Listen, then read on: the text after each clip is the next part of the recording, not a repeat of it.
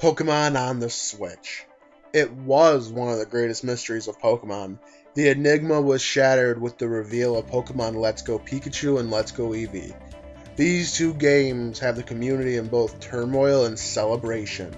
Whether you like them or not, they are not the games that were promised in 2017. The truth is, the journey is continuing because the destination lies in 2019. A new journey is before us, and it will be filled with speculations, predictions, and wild, crazy theories. Gen 8 is over a year and a half away, and it will be a long adventure getting there.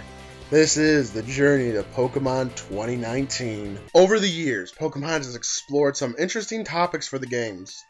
As the years went on, these themes and topics have grown darker as the fans grew older. Sun and Moon could possibly take the top spot of having the most heavy topics explored. I mean, we saw the effects of those who failed the trials turn into a life of crime, child abuse from leucemine, and it even touched on an extraterrestrial threat. And this is just the themes in Sun and Moon. Ultra Sun and Moon added to this while toning down the leucimine's madness kind of thing. There is so much more to explore now that Pokemon is dipping its toes into the darker stuff. So many doors are open, and I want to show you 3 amazing, thrilling examples of how Pokemon could tackle these topics. I won't only be listing them off, I will also be describing how the story could work with a small synopsis. So let's get into it with a topic I am using for my super not-so-secret Pokemon project. Number 3. Exploitation of natural resources. This topic could be seen as a bit preachy and hippie-like, but it would be interesting to see how Pokemon would handle the real-world issues of resource exploitation. There is no arguing the world is reaching a critical point where the resources we are reaping from it will no longer sustain us. From the extreme deforestation to the fracking that is damaging the Earth's crust, these are sensitive topics and soon the taboo of this subject is going to give way to our own destruction. Things seem to be perfect in the Pokemon world. Most, if not all, energy in the world is provided through greener means. Kanto and Hoenn are the only mysteries to what fuels their power plants. But I am sure it's safe to assume that the Pokemon world runs off the same things ours does. Oil, natural gases, and other exploitable resources, and more than likely they're used too. There is always greed-fueled companies that exploit these resources and sell them to the world at exuberant prices. We already know Pokemon is filled with tech giants, but they are not the evil kind of tycoons.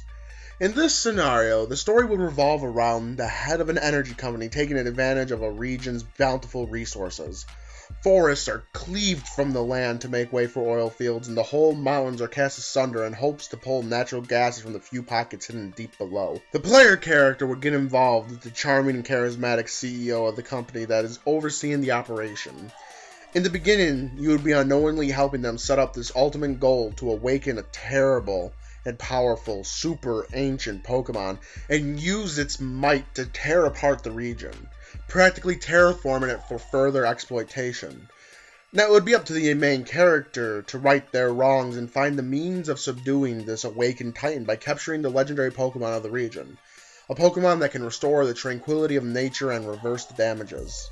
A story like this has so much potential. It has room for many characters and even the return of Zygarde as a defender of the ecosystem. It wouldn't be the main Pokemon, but it would fit into this kind of story, and Game Freak sure does love to shoehorn that Pokemon in here and there. It would be a Pokemon game that could teach and pass down the lesson that we need to treat the world with respect, or the world will destroy us in the end. I still do plan on using this theme for a story for a future project. It's just too interesting to pass up on. But this is only number 3. There is more to come. Number 2. The Fall of Hope. Now I know that sounds strange, but it would be really a metaphysical look on society itself. In our current world, hope is a thing that is dwindling fast. Hope for the future, hope for life and love, hope for things to continue. Things are dismal, but that is life and we carry on, and we always find a silver lining to latch onto. We drown ourselves in escapes. Some are terrible vices, drugs, alcohol, gambling. Others are much better, gaming, reading, art, exercise. You get the picture. We all have an escape to hide away from the world we live in. Like I said before, Pokemon is the perfect world. Most of these things don't exist in the world of Pokemon. But that is where the story comes in. The game would open to a dark moment in a region's history. There are very few Pokemon trainers out there now. People would rather focus on an extremely popular mobile game that anyone can play. Almost everyone does as well. This game would take control of the people's lives, and they would think nothing of spending their hard-earned money on this game. What people don't realize, though, this game is a tool created by an evil genius. This game is actually a program to drain the hope from people. Drain their spirit so that the only joy they get is from this hit mobile game. The region's police and the professor are keen on this fact, and they ask a group of young trainers that just moved to the region to help investigate this conspiracy they believe. As the story progresses, the main character and friends learn that there is some truth to the professor's claim, and there is even something darker lurking beneath the game: brainwashing. The creator of the game is slowly taking over the region through its own people.